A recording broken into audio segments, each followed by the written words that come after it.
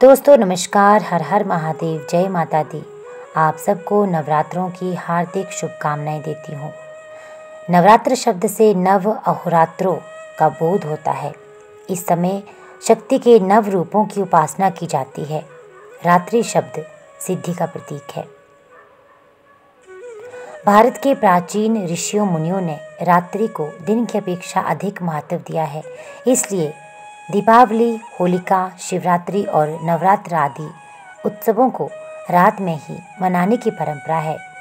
यदि रात्रि का कोई विशेष रहस्य न होता तो ऐसे उत्सवों को रात्रि न कहकर दिन ही कहा जाता। लेकिन नवरात्र के दिन नव दिन नहीं कहे जाते।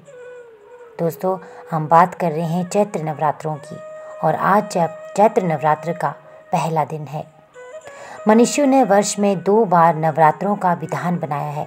विक्रम संवत के पहले दिन अर्थात चैत्र मास शुक्ल पक्ष की प्रतिपदा पहली तिथि से 9 दिन अर्थात नवमी तक को, इसी प्रकार ठीक 6 मास बाद अश्विन मास शुक्ल पक्ष की प्रतिपदा से महानवमी अर्थात विजयदशमी के 1 दिन पूर्व तक, परंतु सिद्धि और साधना की दृष्टि से शारदीय नवरात्रों को ज़्यादा महत्वपूर्ण माना जाता है।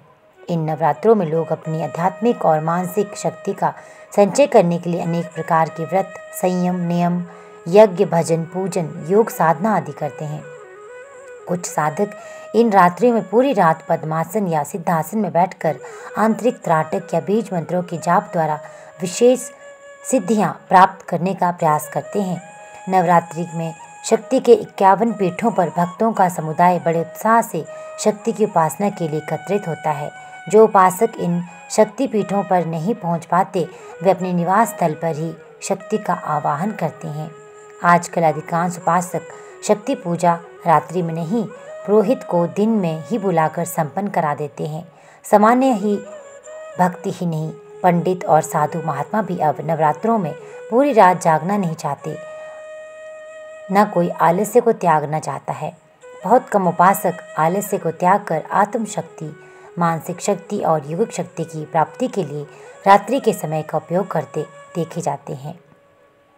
मनुष्यों ने रात्रि के महत्व को अत्यंत सूक्ष्मता के साथ वैज्ञानिक परिप्रेक्ष्य में समझने और समझाने का प्रयत्न किया है। रात्रि में प्रकृति के बहुत सारे अवरोध खत्म हो जाते हैं।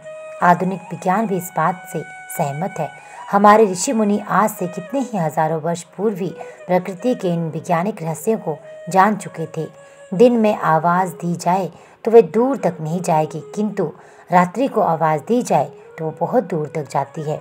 इसके पीछे दिन के कोलाहल के अलावा एक वैज्ञानिक तथ्य ये है कि दिन में सूर्य की किरणें आवाज़ की तरंगों और रेडियो तरंगों को आगे बढ़ने से रोक देती हैं।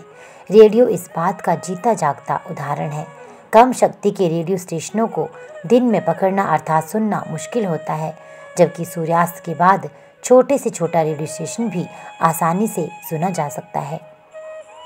वैज्ञानिक सिद्धांत ये है कि सूर्य की किरणें दिन के समय रेडियो तरंगों को जिस प्रकार रोकती है, उसी प्रकार मंत्र जाप की विचार तरंगों में भी दिन के समय रुकावट पड़ती है। इसलिए ऋषि मुनियों ने रात्रि का महत्व दिन की अपेक्षा बहुत अधिक बताया है। मंदिरों में घंटे और शंख की आवाज़ से कंपन से दूर दूर तक वातावरण कीटाणुओं से रहित हो जाता है।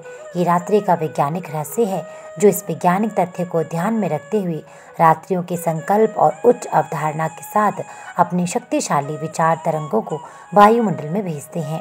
उनकी कार्य सिद्धि अर्थात मनोकामना सिद्धि उनके शुभ संकल्प के अनुसार उचित समय और ठीक विधि के अनुसार करने पर आवश्यक होती है।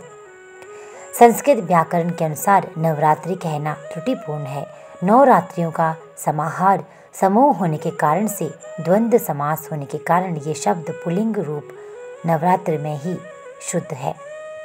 क्या है नवरात्र? पृथ्वी द्वारा सूर्य की परिक्रमा के काल में 1 साल की 4 संधियां हैं। उनमें मार्च व सितंबर माह में पड़ने वाली गोल संधियों में साल के 2 मुख्य नवरात्र पड़ते हैं। इस समय रोगाणु आक्रमण की सर्वाधिक संभावना होती है। ऋतु संधियों के में अक्सर शारीरिक बीमारियां बढ़ती हैं, अतः उस समय स्वस्थ रहने के लिए, शरीर को शुद्ध रखने के लिए और तन मन को निर्मल और पूर्णतः स्वस्थ रखने के लिए की जाने वाली प्रक्रिया का नाम नवरात्र है।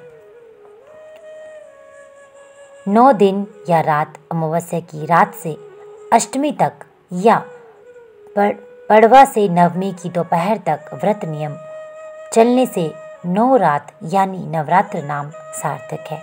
यहाँ रात गिनते हैं इसलिए नवरात्र यानी 9 रातों का समूह कहा जाता है। रूपक के द्वारा हमारे शरीर को 9 मुख्य द्वारों वाला कहा गया है। इसके भीतर निवास करने वाली जीवनी शक्ति का नाम ही दुर्गा देवी है। इन मुख्य इंद्रियों के अनुशासन, स्वच्छता, तारतम्य स्थापित करने के प्रतीक रूप में शरीर तंत्र को पूरे साल के लिए सुचारू रूप से क्रियाशील रखने के लिए 9 द्वारों की शुद्धि का पर्व 9 दिन मनाया जाता है। इनको व्यक्तिगत रूप से महत्व देने के लिए 9 दिन 9 दुर्गाओं के लिए कहे जाते हैं। शरीर को सुचारू रखने के लिए विरेचन, सफाई या शुद्धि प्रतिदिन तो हम करते ही हैं, किंतु अंग प्रत्यंगों की पूरी तरह से भीतरी सफाई करने के लिए हर 6 माह के अंतर से सफाई अभियान चलाया जाता है। सात्विक आहार के व्रत का पालन करने से शरीर की शुद्धि, साफ सुथरे शरीर में शुद्ध बुद्धि, उत्तम विचारों से ही उत्तम कर्मों से सुचित्रता और क्रमशः मन शुद्ध होता है। स्वच्छ मन मंदिर में ही तो ईश्वर की शक्ति का स्थायी निवास होता है।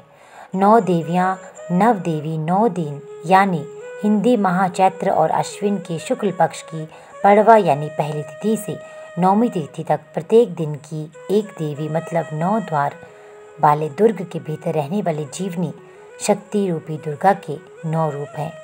शैलपुत्री, ब्रह्मचारिणी, चंद्रघंटा, कुष्मांडा, स्कंद माता, कात्यायनी, कालरात्रि, महागौरी, सिद्धिदात्री।